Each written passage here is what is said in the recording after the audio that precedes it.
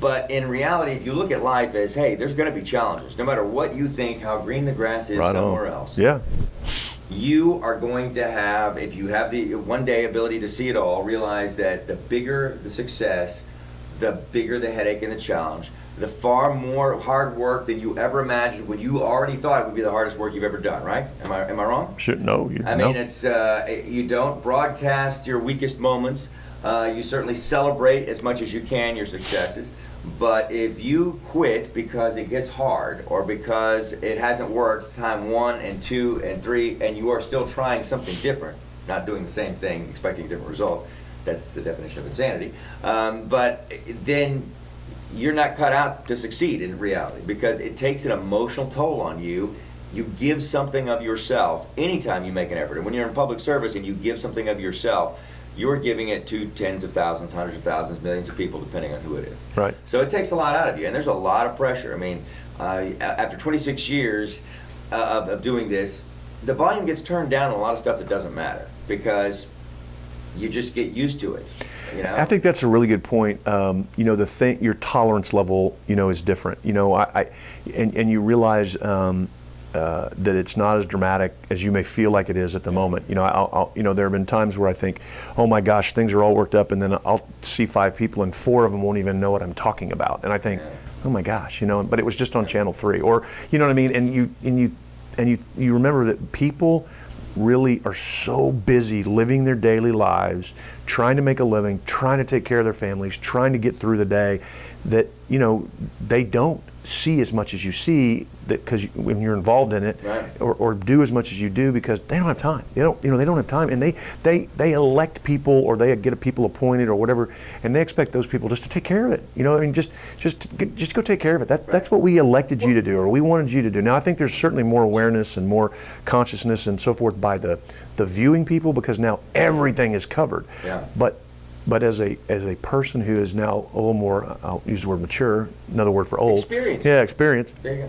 Things don't bother me like they did when I was maybe 30 Right. and doing this stuff, or 35 or whatever, because I that doesn't mean it doesn't mean as much to me.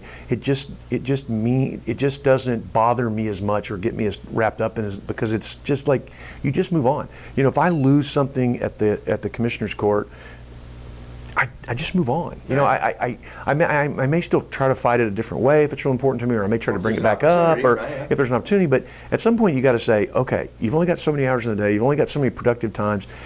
I did the best I could. I made my best case. I lost 3-2. Let's go. Let's go to the next thing, or let's go. Before I lose 3-2, is there a way that we can find some common ground? And let me tell you something. I'm sorry, I'm not the guy that thinks compromise is a bad word. Well, I'm just not. Not at the It not depends on what you're compromising, right? exactly. Not at the point that you compromise your values or your ethics. Not that. I'm not saying that. But there's so many issues that are not black and white. Right. As I thought when I was 25, as I do now when I'm not 25, there's a lot more gray, and that doesn't mean you're compromising. That doesn't mean you're compromising in a bad way. That doesn't mean you're giving up on your beliefs or your values. It just means, are you really willing to fight for that last 3%? That if you just said, hey, okay, how about if we did it this way, and the other side goes, you know, okay, I can live with that. Boom, and you got 80% of what you wanted out of the deal. That's a win. Well, you know, that's a win. It is an art. It's really. a win. Yeah, because you have to decide. This is why we have, in a complementary way, so many attorneys in politics. Because as a prosecutor, as somebody you have to decide whether or not they're crying uncle just because they want you to stop and accept something, or will they give in? And oftentimes it's a difficult thing to read. It's like trying to determine who's telling you the truth when you're a police officer pulling somebody over that looks sketchy, you know. And they fooled me, and I have a pretty good lie detector. Well, and let me tell you, one of the things that I would look at when I was on the city council, it was a nonpartisan deal. Didn't know who were Democrats or Republicans or Independents. Didn't care. Right. Can we agree on this? Can we work together? Whatever. Okay, then you go to the commissioner's court, which is a partisan deal. You pick a party.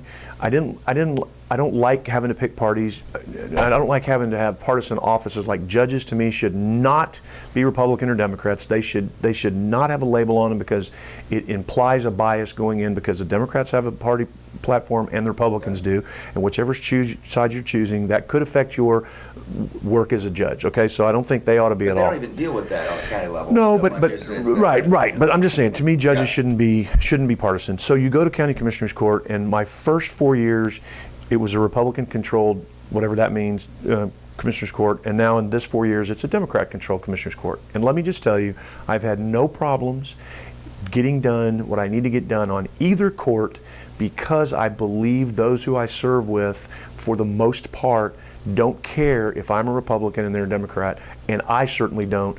If it's a good project, it's, in my opinion, it's a good project. If it's not, it's not, and has nothing to do with if it's in Robstown or if it's in Agua Dulce or if it's in Port A. It's either good on its merits or it's not.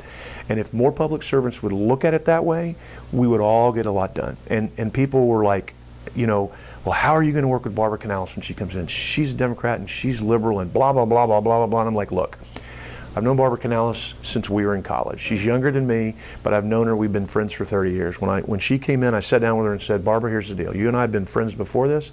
We're going to be friends after this. We're going to agree on some things. We're going to disagree. But I give you my word, I will treat you and deal with you the same way I did it with the Republican county judge as I will a Democrat county judge, because I want to get things done, and I am not going to be a part of the problem in turning this into gridlock like there is in Washington, D.C. Right.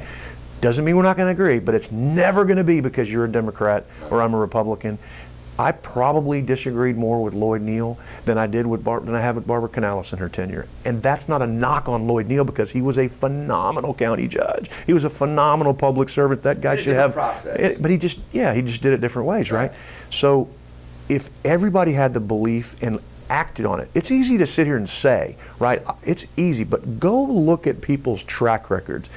My way of doing things has not changed one iota from a Republican-controlled court than it is a Democrat-controlled court. I feel like I got to get 2 other votes, and I got to earn those votes on anything I do, and I don't feel going in that any of those Democrats are against me because I'm a Republican, and I hope that none of them ever felt when I was in the majority the same way. I don't think so. I mean, John Motters and I have had these.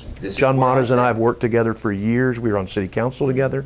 We work well together, and there's times we disagree and there's times we agree, but it's never because I go, well, I'm not going to agree with John Motters because he's a Democrat. And I don't think John Motters ever goes, well, I'm not going to agree with Brent Chesney because he's a Republican. Because we've all got to, at the end of the day, be able to justify what we've done to the people that we represent. And I get that I represent just an area, but I want to do well for the people in Bishop. Just because I don't represent them doesn't mean I don't want to help them. I want to do well for the people in Robstown. Just because I don't represent them doesn't mean I don't want to do well for them. It's and a it can't be natural thing. it can't be compartmentalized. Now, do I have more of a responsibility to those in my precinct because that's the way it is? Sure. You bet. And do I bust my butt to make sure my precinct gets its fair share? You bet. And I think my precinct gets its fair share. And right now, it's getting its fair share with a Democrat-controlled commissioners court because we all work well together.